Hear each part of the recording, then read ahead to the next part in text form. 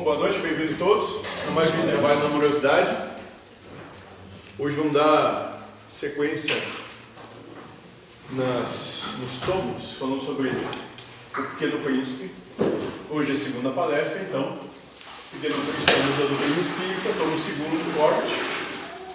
Os adultos são decididamente muito esquisitos. Essa é a proposta, isso que a gente vem trazer como proposta que o Pequeno Príncipe nos traz.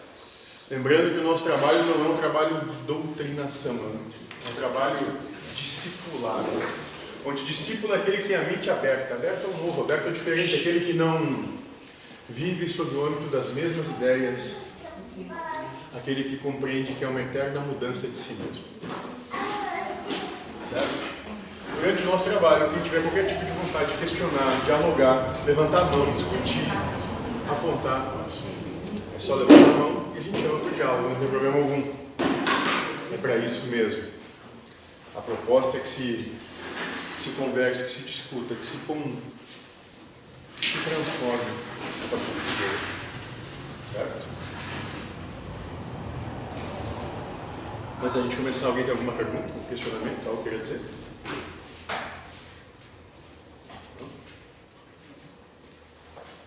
Então tá bom. Não? Então vamos começar. O Pequeno Príncipe à luz da doutrina espírita, tomo 2, segundo corte. Os adultos são decididamente muito esquisitos. Jean-Jacques Rousseau vai dizer que toda a maldade procede da fraqueza. A criança, porque fraca é má, dai-lhe forças, torná-la-eis boa. Jean-Jacques Rousseau. Le Petit Prince, Pequeno Príncipe, pode parecer simples, porém apresenta personagens plenos de simbolismo. O rei, o contador, o jovem, a raposa, a rosa, o adulto solitário e a serpente, entre outros. O personagem principal, o nosso Pequeno Príncipe, vivia sozinho, num planeta do tamanho de uma casa que tinha 3 vulcões, 2 ativos e um extinto. Tinha também uma flor, uma formosa flor de grande beleza e igual orgulho. E foi justamente o orgulho da rosa que arruinou a tranquilidade do mundo do Pequeno Príncipe e o levou a começar uma viagem em busca de amigos, que o trouxe finalmente à Terra, onde encontrou diversos personagens a partir dos quais conseguiu repensar o que é realmente importante na vida. O romance mostra uma profunda mudança de valores e sugere ao leitor quão equivocados podem ser os nossos julgamentos e como eles podem nos levar à solidão. O livro nos leva à reflexão sobre a maneira de nos tornarmos adultos, entregues às preocupações diárias e esquecido da criança que fomos e somos. Essa é a proposta do Pequeno Príncipe. Um olhar introspectivo para si, para ver o que estamos nos tornando, quem somos, de que vale a vida que vivemos, o que nos tornamos. Certo? E o que é o Espiritismo? O Espiritismo é ao mesmo tempo uma ciência de observação e uma doutrina filosófica. Como ciência prática, ele consiste nas relações que se estabelecem entre nós e os espíritos. Como filosofia, compreende todas as consequências morais que dimanam dessas mesmas relações. Como filosofia, trabalha tudo que emana, tudo que acontece quando dessas relações. Certo? E a gente vai trazer o Pequeno Príncipe ao entendimento dos espíritos. O Pequeno Príncipe nos chama a uma reflexão profunda sobre quem somos, crianças espíritos, e o que passamos a nos tornar, no que nossas escolhas vão nos transformando adultos. Quem, aquela criança cheia de todas as oportunidades, herdeira do mundo, se tornou, quais valores morais nós cultivamos no decorrer de nossa existência. E é para isso que esse livro serve, é isso que ele faz. Né? Começa a trazer questionamentos sobre quem nos tornamos. E se apresentássemos o que nos tornamos hoje, aquela criança de 7, 8 anos, o que ela diria?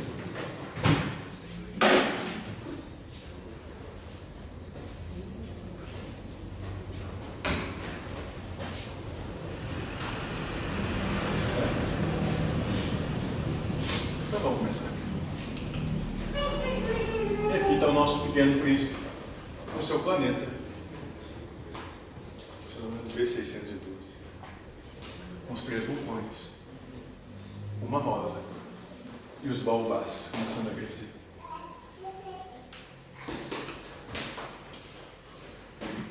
E nas suas viagens, o pequeno príncipe, ao sair do seu planeta, casa B612, ele começa a viajar por vários outros planetas. E no primeiro planeta que ele vai, o primeiro planeta que o pequeno príncipe visita era habitado por um rei. E esse rei sentava-se vestido de púrpura e arminho, num trono muito simples, posto que majestoso. Eis um súdito, exclamou o rei, ao dar como príncipezinho. Então, ao visitar esse primeiro planeta, um planeta tão pequeno quanto o dele, B612, o rei dá de cara com o príncipezinho e diz: eis um súdito. E o pequeno príncipe pergunta a si mesmo: como pode ele reconhecer-me se jamais me viu? Como é que ele pode dizer para mim, ou dizer para ele mesmo, que eu sou um súdito dele, se ele nunca me viu?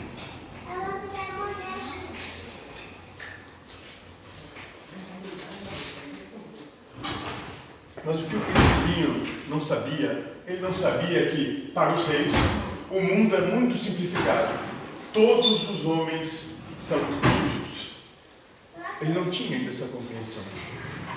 E esse primeiro planeta traz essa reflexão, porque alguns adultos têm a tendência arrogante de acreditar que todas as criaturas são seus súditos. Esse é o primeiro questionamento que o pequeno príncipe nos traz hoje. Quantos de nós, no nosso dia a dia, passamos a acreditar que todos os outros existem para nos servir? Passamos a acreditar que todos os outros têm de cumprir as nossas demandas, têm de cumprir as nossas expectativas, porque nós nos colocamos como grande coisa, como os reizinhos do mundo. Passamos a acreditar que todos os outros nos são devedores e colocamos sobre as costas deles algo que não tem como quem quer que seja cumprir: os nossos anseios.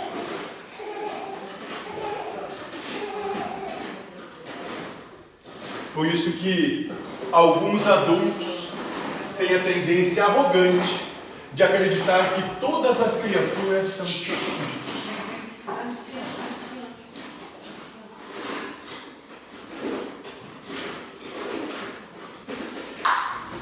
No Evangelho segundo o Espiritismo, no capítulo 7, onde vem nos dizer o Espírito da Verdade: bem-aventurados os pobres de espírito, ele vem nos dizer: não esqueceis que um tal estado de coisas é sempre um sinal de decadência moral.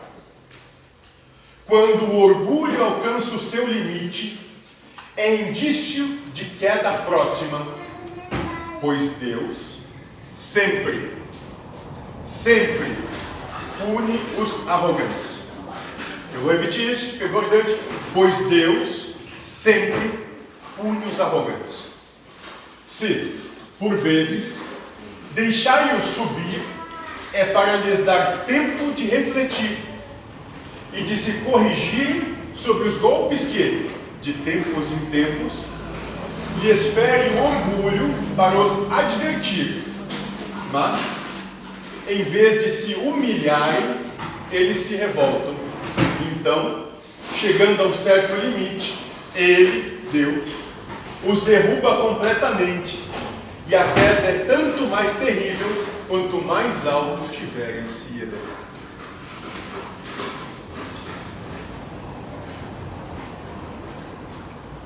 Arrogância. Nós, de modo geral, nos tornamos adultos arrogantes. E o destino inexorável nosso, que nos tornamos assim, é a queda. A vida vai nos dar condição de falsamente pensarmos que estamos subindo degraus, quando na verdade estamos só preparando uma ponte para cair. Por isso somos arrogantes. Achamos que somos muito mais do que quem quer que seja. Achamos que estamos certos. Nós somos todos arrogantes, em N medidas. E a proposta aqui que o príncipezinho nos traz, de começo, auxiliado pelo Espírito da Verdade, é que passemos a olhar para a nossa arrogância.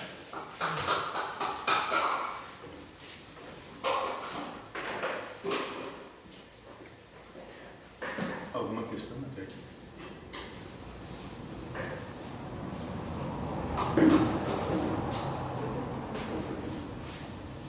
Está arrojando ser grande, mas está sendo... O mentor vai dizer uma coisa que eu acho bem interessante, e ele já disse isso várias vezes. Só aqueles que são pequenos podem crescer. Só os humildes crescem. Os grandes caem. E é exatamente o Espírito da Verdade que vai dizer. Chegando a um certo limite, ele, Deus, os derruba completamente. E a queda é tanto mais terrível quanto mais alto tiverem se elevado. A proposta do Cristo, desde o começo, foi uma só. Sejamos todos humildes e amemos.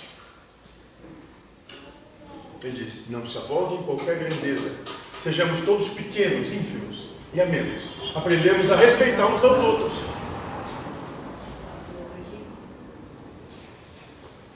É só isso.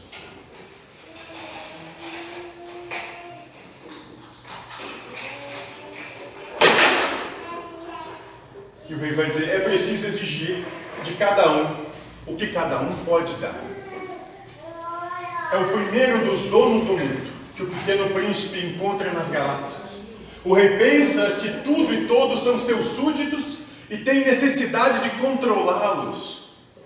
Mas, com sabedoria, nos ensina que cada um só pode dar aquilo que tem. Como a gente já ouviu aqui algumas vezes, cães não vão construir prédios. A gente não pode esperar do outro aquilo que ele não tem para dar, o que ele não tem para nos ofertar. Tomamos aquilo que o outro tem e que pode nos dar. Não aquilo que queremos, mas aquilo que existe lá.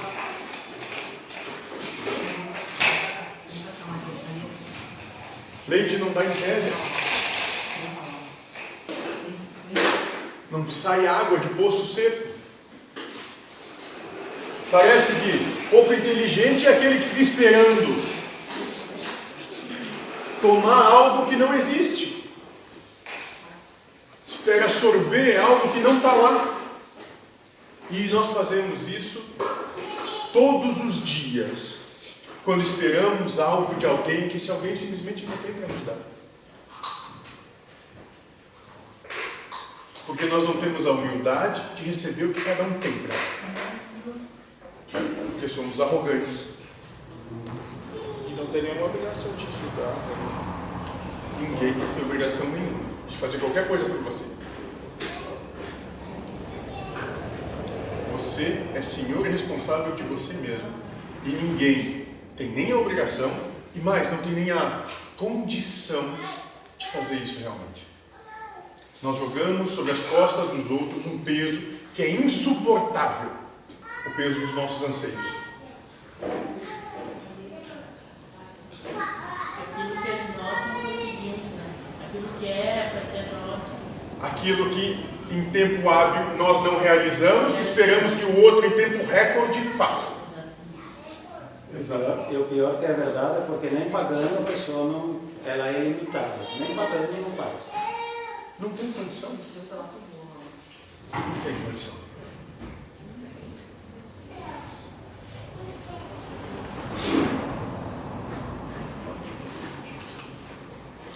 no Livro dos Espíritos, falando sobre a lei do progresso, pergunta 801, Allan Kardec faz o seguinte questionamento ao Espírito da Verdade: por que não ensinaram os Espíritos em todos os tempos o que ensinam hoje?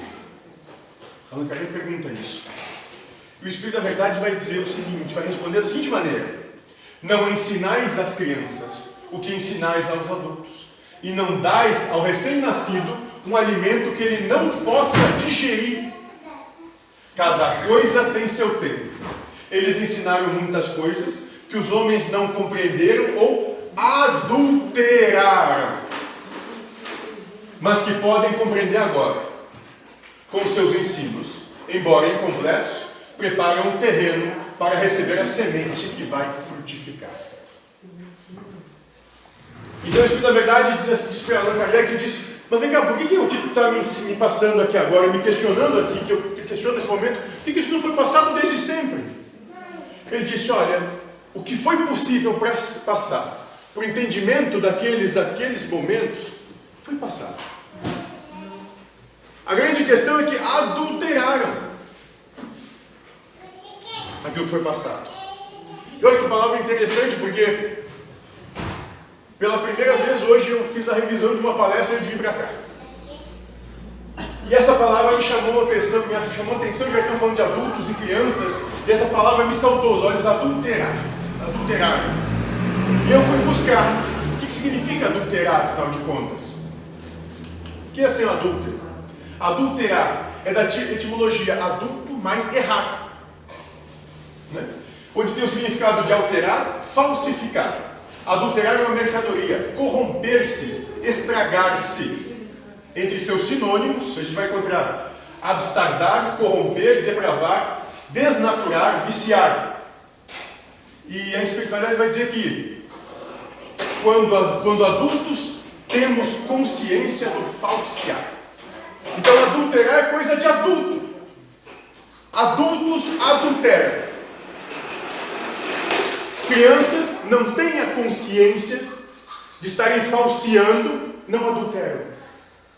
Não enganam, não mentem, não depravam, mas adulterar, coisa de adulto. Então lembrem, a cada dia, quanta coisa de adulto estão fazendo. Quantas vezes adulteram no seu trabalho, na sua família, no seu relacionamento, as pessoas que estão próximas. Lembrando que adulterar, fazer coisa de adulto, é falsear, é alterar, é corromper, é depravar, é desnaturar, é viciar.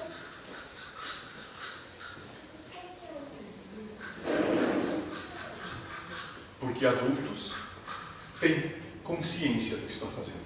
Crianças não. E crianças não adulteram.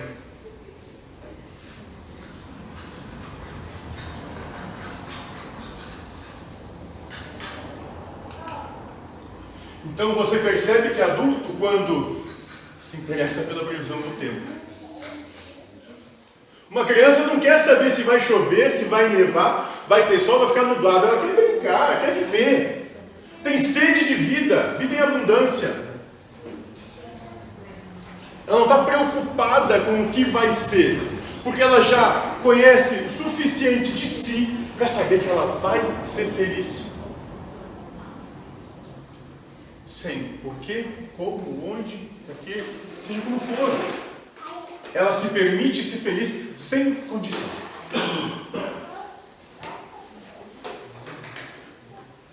Por isso que não se interessa por previsão do tempo.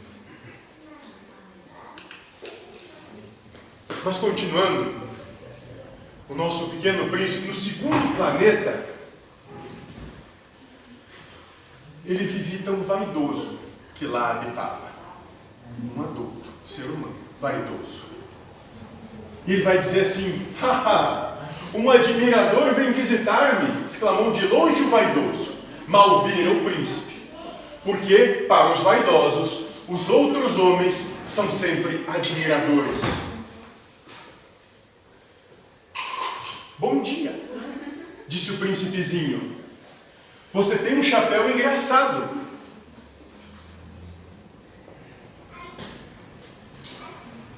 É para agradecer, exclamou o vaidoso.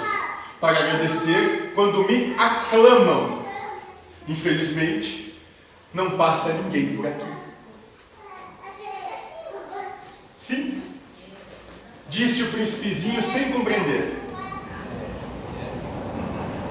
E aí o vaidoso vai dizer: bate as mãos uma na outra. Aconselhou o vaidoso. E o príncipezinho bateu as mãos uma na outra. O vaidoso agradeceu modestamente, erguendo o chapéu. E o príncipezinho vai perguntar: é para o chapéu cair? Perguntou ele. O que é preciso fazer? Mas o vaidoso não ouviu. Os vaidosos só ouvem os elogios. As pessoas grandes são decididamente muito bizarras. Ia pensando ele pela viagem afora. Então aqui, o nosso pequeno príncipe encontra um homem vaidoso, um ser vaidoso, que não ouve coisa alguma, a não ser os elogios que muitas vezes só ele se faz. Quantos de nós precisamos nos sentir reconhecidos?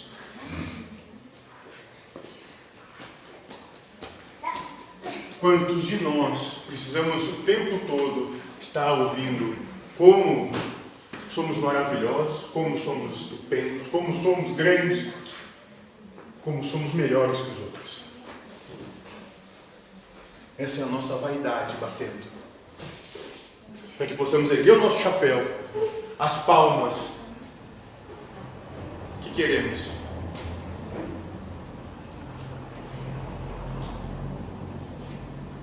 E a criança vendo isso, aquela criança lá de 7, 8 anos, que um dia todos nós somos, tem uma aqui, outra ali, o que vai chegar, né? Olha para aquilo e diz: as pessoas grandes, os adultos, são decididamente muito bizarros. Precisam do reconhecimento de quem quer que seja para se sentirem bem.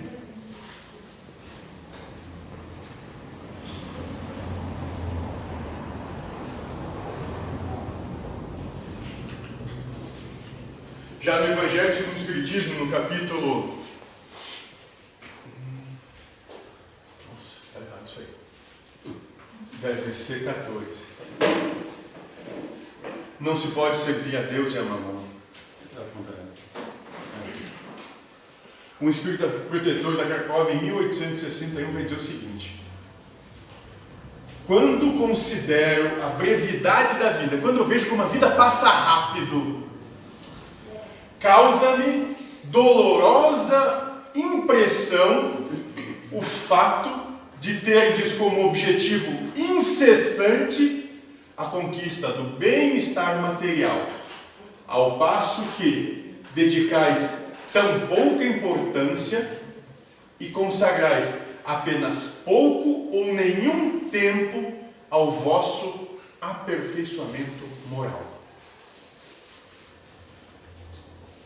Um espírito protetor, em 1861, diz o seguinte: eu me assusto como nós, quando encarnados, dedicamos tão pouco tempo à nossa felicidade e dedicamos tanto da curta existência que todos desfrutamos em busca das coisas da matéria.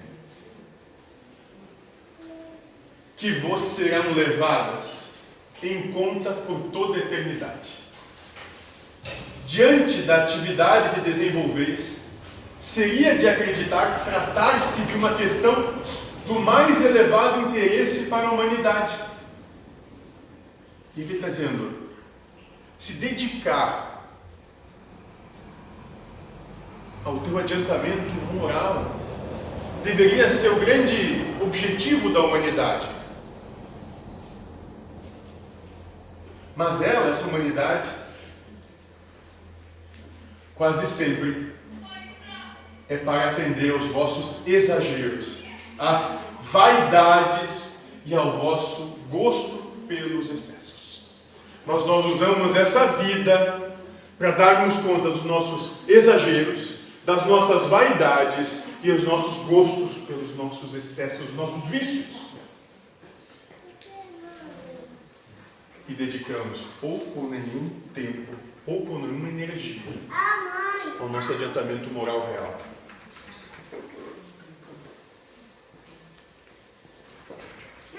Porque nós estamos muito preocupados com os nossos aplausos. Nós estamos muito preocupados em nos tornarmos aceitos pelos outros. Nem que para isso tenhamos de corromper quem somos.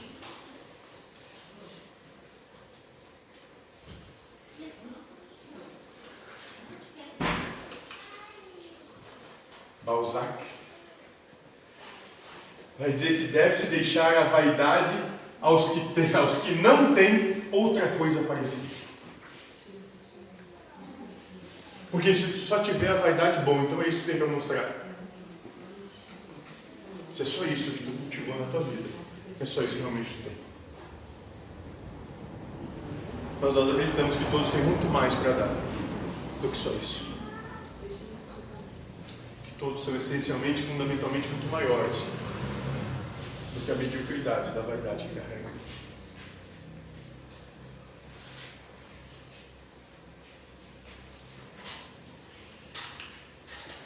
José de Alencar vai dizer que a honra não consiste em vanglórias que insufla a vaidade, e sim no íntimo contentamento de si mesmo, que é a seiva robusta de que se nutre a sua existência. Olha só, um dos grandes brasileiros vai dizer o seguinte: a honra não está no reconhecimento, no se vangloriar de qualquer coisa. Não está ali a honra, mas sim na felicidade que traz o senso de dever cumprido no seu íntimo. É ali que repousa a honra. E se nós formos fazer um comparativo com o que o Cristo disse, quando ele diz que o reino dos céus não está nos céus, senão as aves vos precederiam, nem nas águas, senão os peixes estariam à sua frente, mas está no íntimo de cada um. Está onde cada um se sente feliz com a sua obra.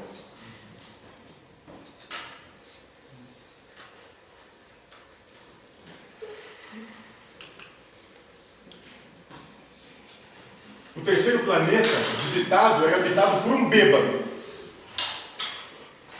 E o pequeno príncipe pede: por que bebes? E o bêbado diz: é para esquecer.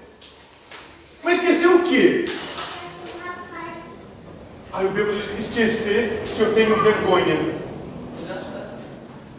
Mas vergonha do quê? Vergonha de beber.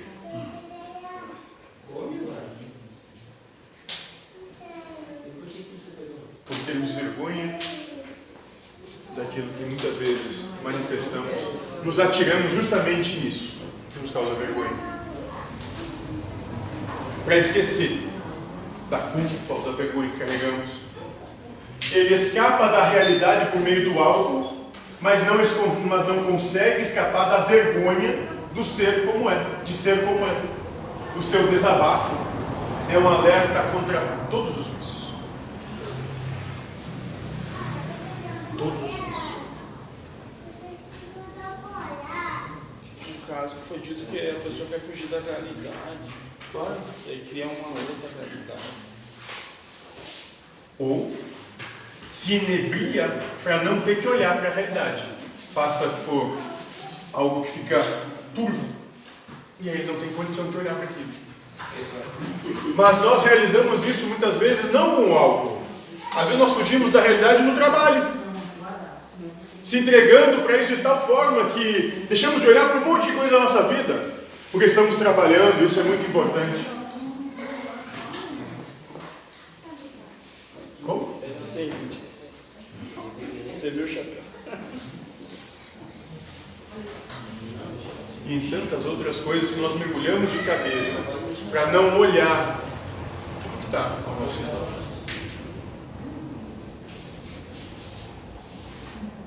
Isso são vícios.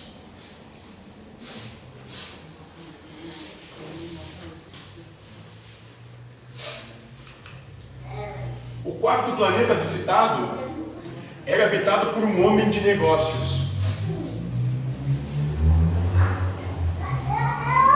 E esse homem de negócios, o grande negócio dele era possuir estrelas. E o Pequeno Príncipe viu que ele tinha muitas estrelas e perguntou: escuta, para que te serve possuir as estrelas? Aí o homem de negócio vai dizer: serve-me para ser rico. Aí o Pequeno Príncipe pergunta: e para que te serve ser rico? E o homem de negócio diz: para comprar outras estrelas, se alguém achar. Muitas vezes a gente se entrega para a nossa ganância, sem perceber que essa ganância que nos consome, que nos possui. Nós não possuímos coisa alguma, porque dependendo das coisas, as coisas é que nos possuem. Nós nos tornamos escravos do que pensamos possuir. O que é o nosso objeto de desejo acaba nos possuindo, nos tornando seus servos. Esse aí disse o príncipezinho para si mesmo: raciocina um pouco como o bêbado. O homem de negócio está tão ocupado contando o que acumulou que não pode desfrutar da vida. E o Pequeno Príncipe nos faz ver que isso também é um vício. Por ter uma demanda incessante de trabalhar, a gente esquece de viver.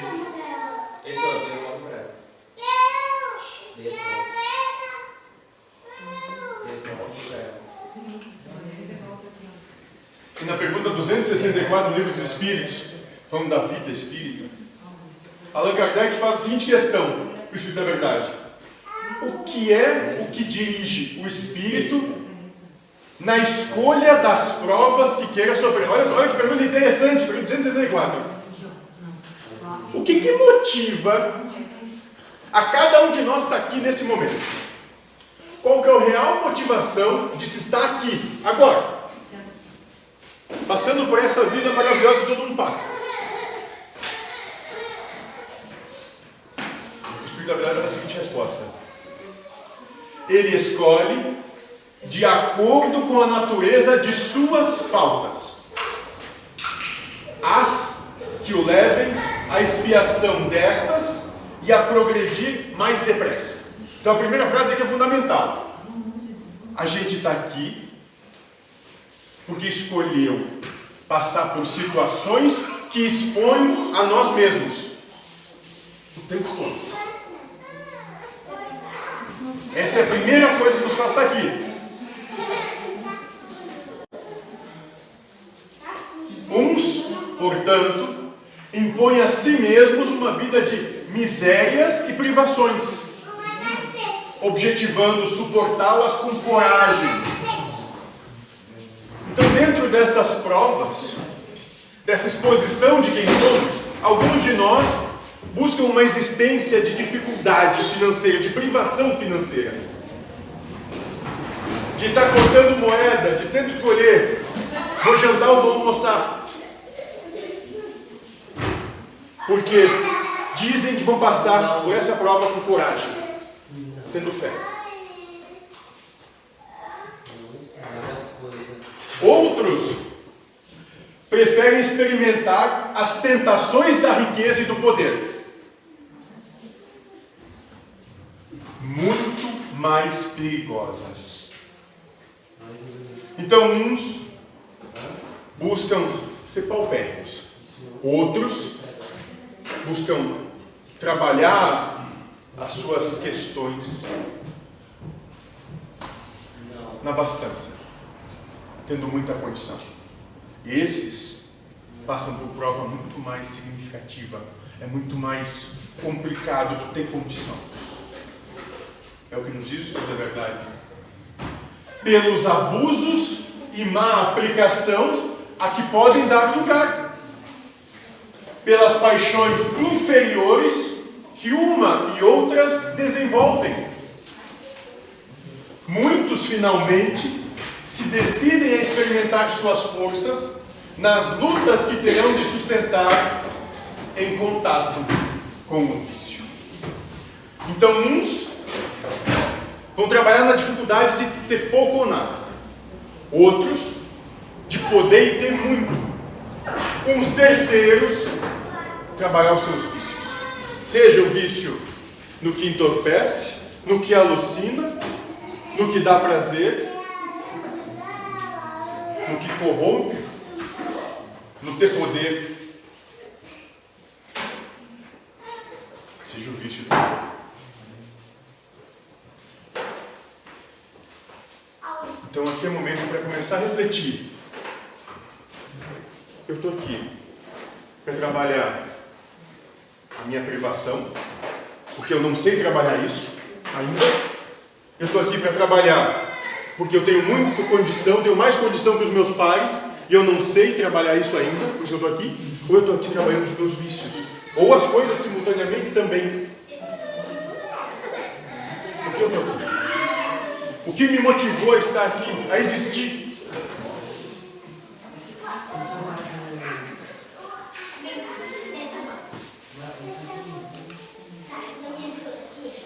O orgulho é o pai de todos os vícios, diz Allan Kardec. Leon Denis também se referiu ao orgulho no seu livro Depois da Morte. Entre todos os homens, ele é o que menos se conhece. Presunçoso, nada pode arrancá-lo do erro, pois ele evita com todo cuidado tudo quanto serve para esclarecê-lo. Odeia que o contradigam e não se agrada senão com a companhia dos aduladores. Esse é o orgulhoso.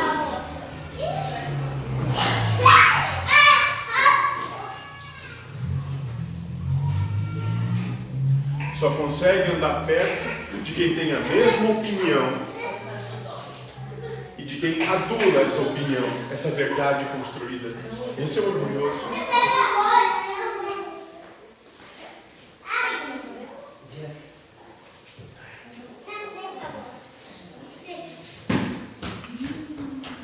Já no quinto planeta, esse é habitado por um acendedor de lampiões.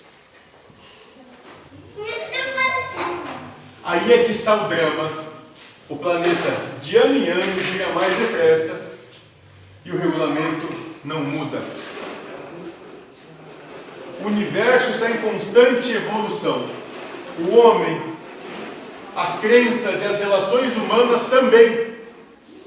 Mas o acendedor de lampiões não tem o bom senso de questionar as ordens e trabalha sem parar, mesmo sabendo que não vai chegar a lugar algum. Então, para quem é um pouco mais jovem e não vai saber do que se trata, antigamente, eu acho que a Jesus não teve isso, mas cidades um pouco mais velhas tinham os seus lampiões na rua, movidos ou a gás ou a óleo de baleia. E tinha a profissão de acendedor de lampiões, onde ao entardecer, essas pessoas saíam pelas ruas acendendo esses lampiões para ter luz à noite nas cidades. Até que veio a energia elétrica e mudou isso tudo. Esse aqui também é um planeta bem pequeno. E o dia para a noite se dá a uma revolução dele sobre a sua própria órbita. Um giro que ele faz sobre si mesmo.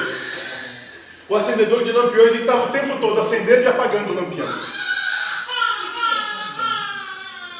E o que nos propõe aqui é um questionamento básico.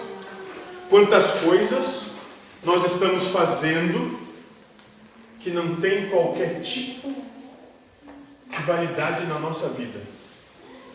Quantos acender e apagar de lampiões nós estamos promovendo na nossa existência diária, que não serve para absolutamente nada, que não nos traz coisa alguma?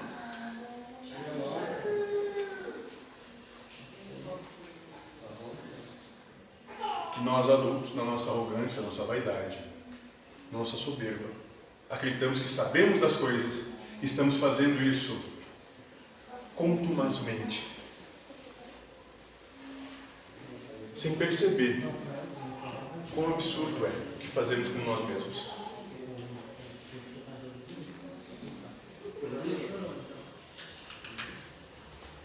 E no Evangelho segundo o Espiritismo, capítulo 22, não separais o que Deus juntou, o Espírito da Verdade vai dizer o seguinte: nada é imutável. Olha só, tudo está mudando, a não ser o que vem de Deus. Toda obra que é dos homens está sujeita às mudanças. As leis da natureza são as mesmas em todos os tempos e em todos os países. As leis humanas transformam-se de acordo com o tempo, com os lugares e com o progresso da inteligência. A vida muda. Se você não acompanhar essa mudança, você viu a vida passar e não viveu coisa alguma. Quando era criança, tinha anseios da criança, começou a ser adulto, passou a ter anseios de adulto, e as coisas mudaram. Os brinquedos que tu brincava quando era criança, tu não brinca mais quando adulto. Os amiguinhos que tu tinha quando era criança mudaram quando se tornou adolescente, mudaram quando se tornou adulto. Porque a vida mudou. Começou com os pais, casou, separou, casou, não sei, não casou. As coisas mudaram. E a vida é uma constante mudança. Quantos empregos, quantas situações. A vida está sempre mudando. Nós temos que estar preparados para essa mudança. Senão nós vamos estar fazendo sempre a mesma coisa, não chegando no lugar nenhum. É isso que o acendedor de lampiões quer exemplificar.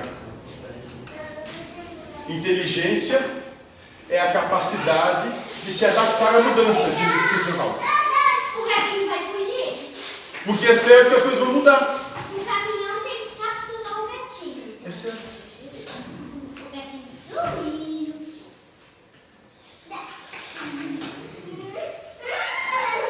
O sexto planeta, habitado por um geógrafo. Ele vai dizer que é muito raro um oceano secar. É raro uma montanha se mover. O geógrafo sabe toda a teoria, mas não aplica seus conhecimentos. Nunca sai da sua mesa para explorar as descobertas. Como um bom burocrata, declara que isso é trabalho de outra pessoa. E a diferença de saber e de sabedoria é que quem sabe só sabe. É como uma grande biblioteca cheia de livros pegando pó, estão ali. E o sábio, aquele que aplica o saber e que vive a sabedoria, coloca o conhecimento em prática. E vive o que aprendeu. Não busca aprender tudo, mas busca ser coerente consigo e o que aprendeu aplica.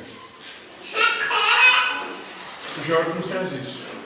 Não adianta nada ficar falando de como as coisas deviam ser e não colocar a mão na massa da sua própria existência.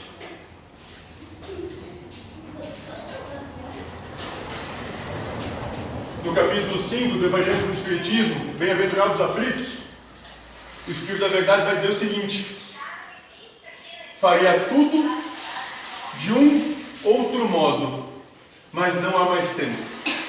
Tal como o trabalhador preguiçoso que disse, perdi o meu dia, ele também disse, perdi minha vida. Mas da mesma forma que o sol se levanta no dia seguinte, para o trabalhador uma nova jornada começa e lhe permite recuperar o tempo perdido. Após a noite do túmulo, também brilhará para o homem o sol de uma nova vida, na qual poderá tirar proveito da experiência do passado e de suas boas resoluções para o futuro. O que nós estamos fazendo com a nossa vida hoje? O que estamos fazendo com a nossa vida hoje que nos faz felizes? Que nós sentimos, os gregos chamariam de epoqué, aquele estado pleno de ser onde eu não preciso de mais nada, cara. Isso aqui, esse é o meu lugar. É isso que eu quero para a minha vida.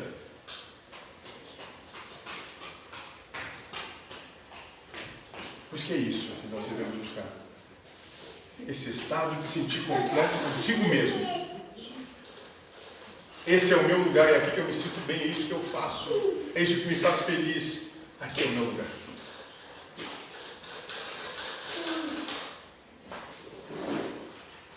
Porque assim como o trabalhador perde o dia, nós perdemos a vida. Dalai Lama vai dizer que nós acostumamos-nos com facilidade à preguiça da mente. Sobretudo porque muitas vezes essa preguiça se esconde sob a aparência de atividade.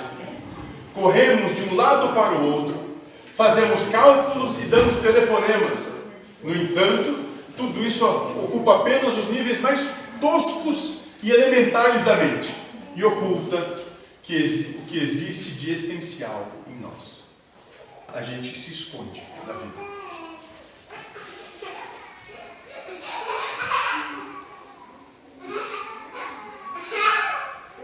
E no Evangelho segundo o Espiritismo, capítulo 6, deixar vir as minhas criancinhas, o Espírito da Verdade vai dizer o seguinte: bem-aventurados os puros de coração, pois verão a Deus. Mateus 5, 8. Apresentaram a Jesus, então, umas criancinhas, a fim de que ele as tocasse. E como seus discípulos repelissem com palavras rudes aqueles que se apresentavam, Jesus, vendo isso, repreendeu-os e lhes disse: deixai vir a mim as criancinhas, não as impeçais, pois o reino dos céus é para aqueles que se assemelham a elas. Eu vos digo em verdade, que todo aquele que não receber o reino de Deus como uma criança, nele não entrará. E tendo-as abraçado, abraçou-as, impondo-lhe as mãos. Marcos 13, de capítulo 10, 13 a 16. Então aqui o Espírito da Verdade e o Cristo vão dizer a mesma coisa. A criança não sabe se amanhã vai chover, vai nevar, vai ter sol, vai estar nublado. Ela sabe que amanhã é mais um dia para ser feliz. Sem ter porquê, para quê, como, onde, ou qualquer tipo de condição. E o Cristo disse que nós devemos abraçar a vida que nos é dada como uma criança, sem impor condição a ela, sendo feliz com ela, do jeito que ela é. Isso é amar Deus sobre todas as coisas, sem qualquer tipo de condição. O meu amor vem primeiro.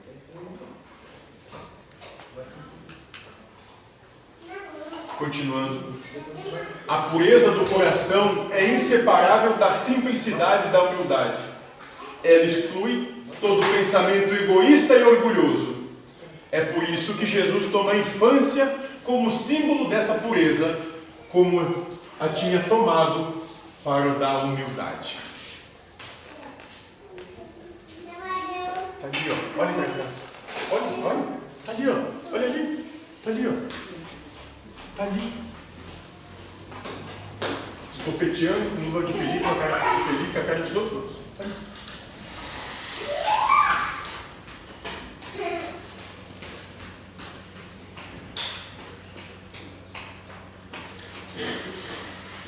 O objetivo final do amadurecimento, ou seja, da transformação da criança para o adulto, está conturbado por valores morais anacrônicos.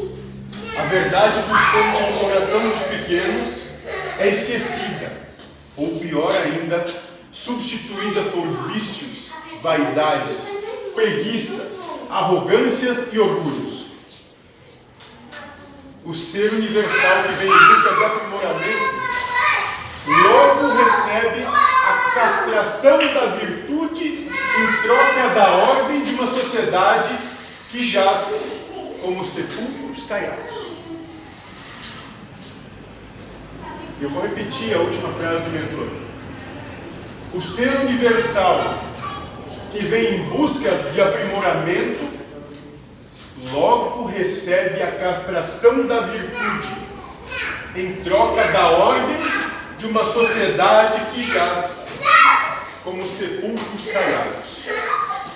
Sepulcro caiado é aquele que é lindo por fora e podre por dentro. Esqueça o que te falaram sobre ser adulto. Tudo aquilo de não brincar com comida, não falar besteira, não ser imaturo, não chorar, não andar descalço, não tomar chuva. Esqueça tudo disso. Faça tudo isso. Ria de si mesmo o tempo todo.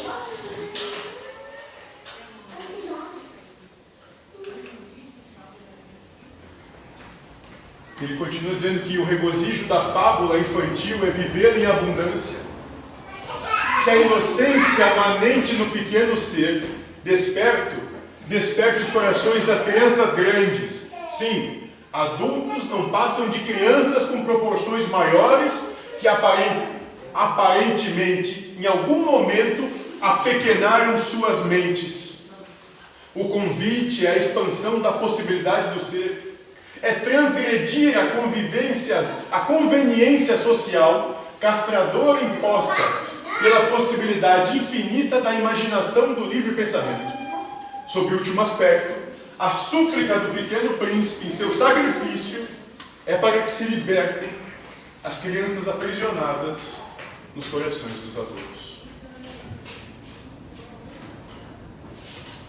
E para terminar isso, Nelson Mandela vai dizer que a educação é a arma mais poderosa que você pode usar para mudar o mundo. Devemos promover a coragem onde há medo, promover o acordo onde existe conflito e inspirar esperança onde há desespero. Alguma questão?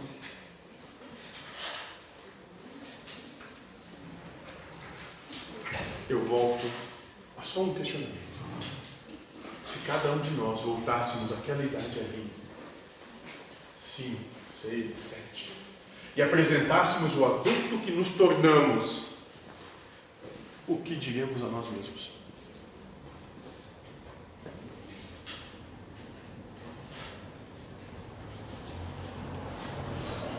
Questione isso. Bom trabalho.